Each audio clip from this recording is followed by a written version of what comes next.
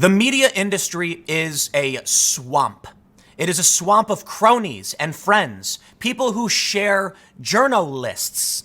You know what a journalist is? All these journalists are in private groups where they talk to each other, share the same stories, and that's why they so often get the same stories wrong. I've sat at the picnic tables in Williamsburg with a group of a dozen or so journalists from all the different companies. They all talk, they go and bring their ideas back. Most of them are based in New York. That's where most high-profile journalists are. And that's why they all believe the same things, think the same things, and it's why they don't fact check. They hear their buddy say it, they regurgitate it. I've worked for these companies, I've seen it. Let me quickly give you the context, for those that aren't familiar, into the Bush Light guy Carson King. Long story short, he held up a joke sign that was seen on ESPN. He was asking for money for beer. He ended up raising several $100s, announced he'd give it to charity, ended up raising tens of thousands of dollars. It went viral. He's raised over $1 million. This guy in this photo, Aaron Calvin, was a reporter at the Des Moines Register in Iowa, where the Carson King story was most prominent. Well, he decided to dig up 8-year-old tweets about Carson King. 8-year-old off-color replies. You see, Carson King, when he was 16 years old, was watching Tosh Point apparently, and he replied to one of his friends on Twitter with some racist jokes. Well, for some reason, it's hard enough to find a reply, okay? Like a public tweet, but a reply, you have to use like all my tweets or some kind of service. It's not easy to find.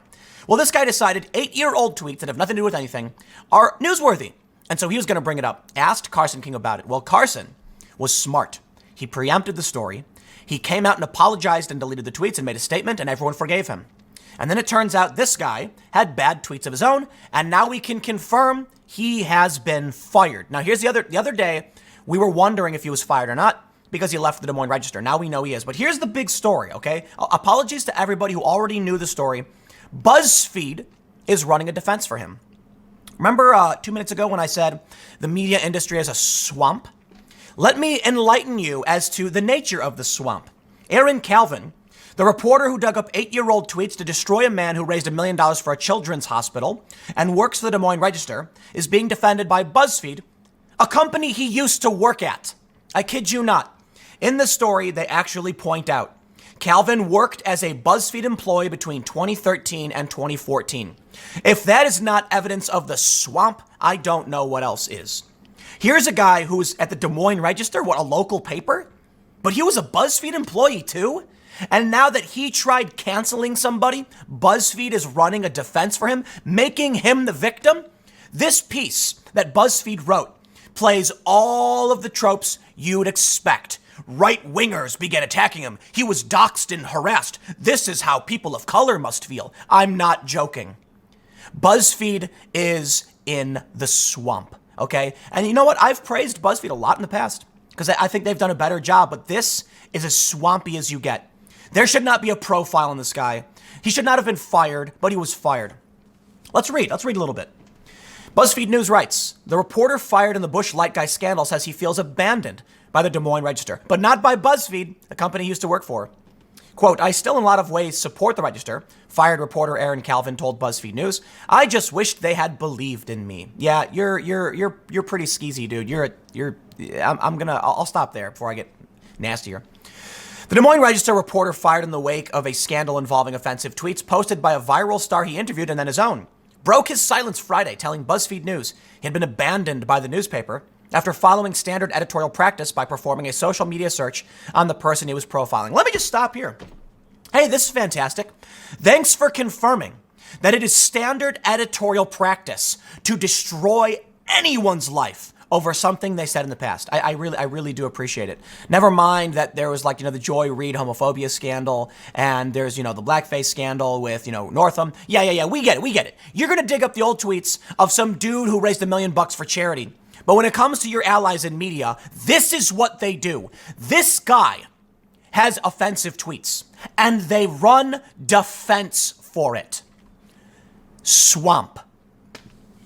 The event basically set my entire life on fire. Oh, gee, Aaron, perhaps you might now know how people feel when you dig up 8-year-old tweets from them. Delete your Twitter history now. Delete your Facebook history. Just purge everything.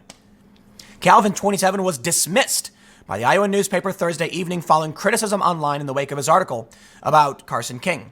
So they go on to talk about Carson and what he did. There's the sign. We get it. We're rehashing it. Upon the fundraiser hitting the $1 million mark, Calvin decided to profile King, whom he'd already covered in several stories. But soon Calvin, who worked as a Buzzfeed employee between 2013 and 2014, don't you think the disclosure should have been at the top of the story, Buzzfeed? It should have been. Found 2 racist tweets King had posted when he was 16. Calvin wrote that the tweets, which have since been deleted, were jokes that were very offensive. I'm not going to read the content. Calvin told BuzzFeed News it's standard practice at the Des Moines Register to background check people they profile through court records and social media. Thank you. We now know the media industry thinks it should be standard, or I'm sorry, at least the Des Moines Register believes it should be standard practice to dig up 8-year-old off-color jokes, and somehow that's relevant to the story. What's funny about Twitter is that I'm sure I would bet a substantial amount of money. I'd bet the camera I'm looking at right now, it's a nice camera. I'd bet my computer. I'd bet my car. I'd bet my van. Every single person who works for BuzzFeed, who watches this video, has said something offensive. I guarantee it. Because we're humans.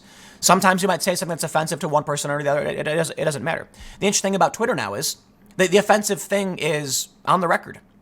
What do you do about it? It can never be deleted. This is why I'm very wary of those who want blockchain social media. Why? So you can never delete anything you've ever regretted? I don't know about that. I think we need more privacy-focused media, self-destructing media. Let's read.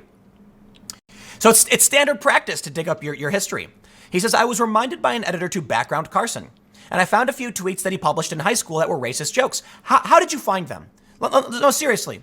You can't just scroll through someone's profile for 8 years. Now, it's possible. Carson King doesn't tweet that much. Maybe he only tweets once a year, so he went back 8 tweets and they were sitting right there. However, 8-year-old tweets, and Carson is on Twitter and posting, you've got to use a service, and then you've got to actually search for certain words. And I think that's what this person did, because he wasn't looking to do a background check. He was looking to destroy someone. That's what they do at these media companies. And he probably thought, oh boy, I got me a scoop. This story is going to be so big, everyone's favorite poster child turns out to be a bigot. But Carson was smart. By preempting the story, he defanged the viper. He got in front of the story. He addressed it. So I always tell people, when you're talking and you're presenting an argument, cite your opponent's argument first, okay? So if someone wants to say, oh, but Tim, what about X? Didn't you watch the video? I already addressed X. Do you have an argument or not? If you wait, then they come back and then everyone asks, yeah, Tim, what about X? In this instance, he said, so Carson, what about your racism? So Carson got in front of the press and said, I want to let you guys know I have these offensive tweets. I'm shocked and I regret it, but I hope we can continue. And Anheuser-Busch pulled out. Screw them. Well, I don't drink beer anyway. But what happened now? His scoop was gone. They had nothing. And everyone turned to them and said, this poor guy, what are you doing? So BuzzFeed to the rescue. Got to make sure they protect their former employee. Des Moines Register executive editor Carol Hunter declined to comment. We get it. She pointed to an op-ed where she says backgrounding is an essential part of reporting. Oh, yes. See, whenever like there was a guy outside my house the other day who was helping an old lady who had fallen down. And I said, this is a really great story. Let me dig up his Twitter history to see if he's a racist. How does that have anything to do with the story? It doesn't. Carson King is a limited public figure. I'm not trying to be a dick. He's a cool dude. But he's not, outside of this one incident, he's not going to have the nationwide exposure. Here's a guy who did something great. Carson will likely turn this into something smart, but it's not going to be a national level incident moving forward. Once the story dies out, it's 15 minutes. Again, not trying to be mean. It's just reality. Carson's moment will pass.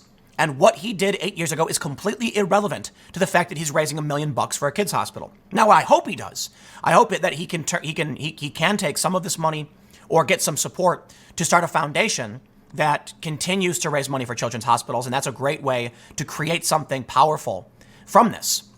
But in the end, there's one moment. It's an amazing moment. It's 15 minutes. We don't need to know about what he said 8 years ago. The dude's clearly doing the right thing. Think about it. I mean, there are so many people who are nasty people with nasty pasts, and yet they're propped up by the Democratic Party. They're praised. Look at all the things that Ilhan Omar has tweeted, and they don't care. But they will destroy you. They will rip your scalp off if you are a regular person and you are not part of their circle, of their agenda, if you're not someone who benefits them. Ilhan Omar has gotten away with so much, it's mind-blowing to me, the things she's tweeted. And a lot of people say, stop.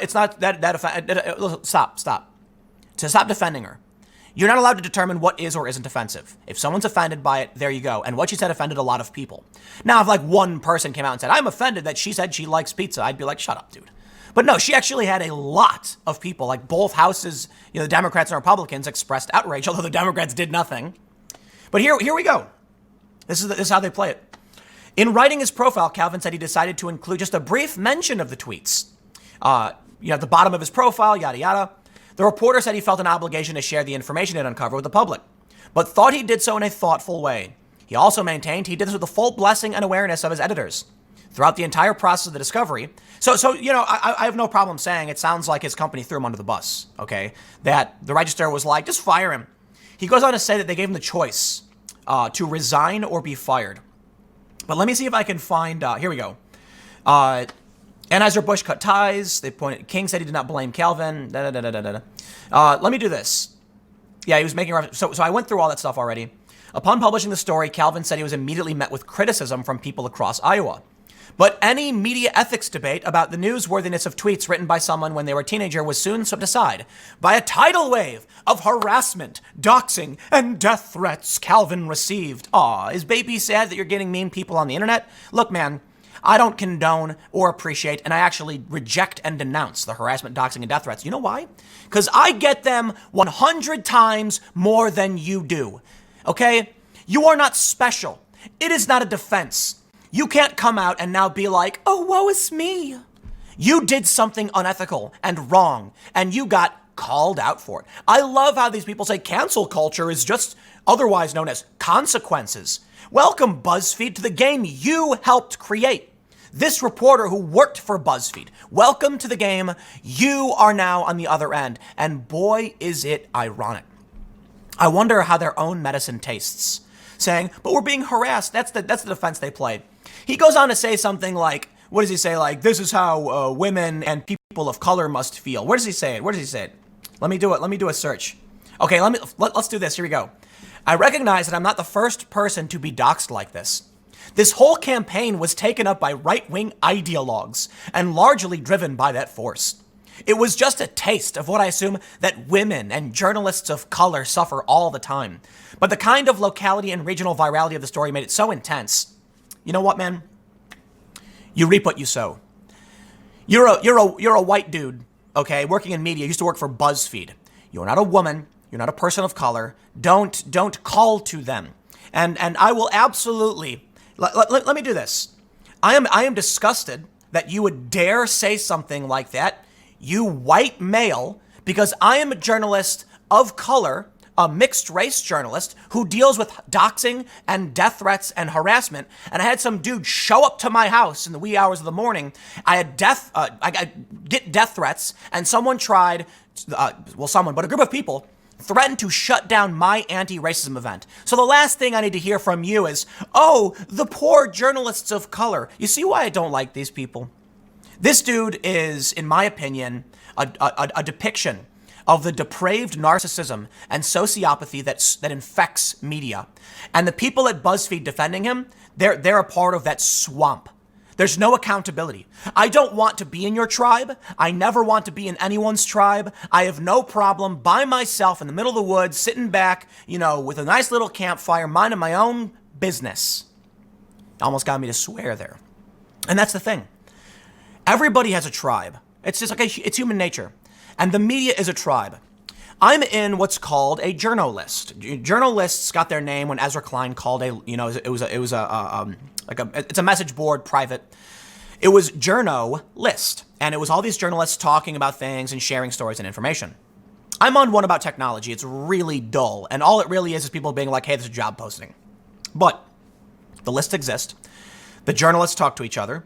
And I would be willing to bet this guy got onto one of these chats, one of these forums, and started lamenting, oh, woe is me, I didn't do anything wrong. Ooh. And all the journalists were like, oh, don't worry, we won't hold you accountable. We're going to protect our disgusting swamp-filled industry. And there you go. You know, the issue is, I think, proximity. Back in the day, newspapers competed with each other. Today, they don't. They kind of do, but they all agree with each other and they link to each other. There used to be competition. The papers would go to war against each other, trying to one-up each other, get a better scoop, and that competition was good and healthy. Now all the journalists are friends. This guy from the Des Moines Register worked for Buzzfeed, and Buzzfeed wrote a defense of the dude, making him a sympathetic figure. This is just what is it? This must be a small taste of what women and people of color go through. Aw, dude. You want to talk about the slime in the swamp? This dude represents it. Calvin said he's still afraid to go out in public and is still staying at his friend's house. He isn't sure what he will do next, but he hopes he can keep reporting. I'm just taking it day by day. Yeah. Okay, look, man. You shouldn't have been fired. That's ridiculous. People need to calm down.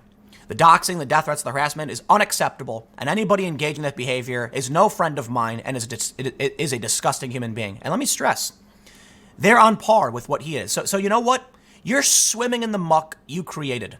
Listen, I get it. The snowflake doesn't blame itself for the avalanche, but you're the avalanche, buddy. You're a cog in the machine that created everything you're experiencing. Perhaps it should be a learning moment for the journalists. Instead, they fall back on their disgusting defense and BuzzFeed protects them. I'm done. Next segment's coming up at 1 p.m. on this channel. I'll see you all there.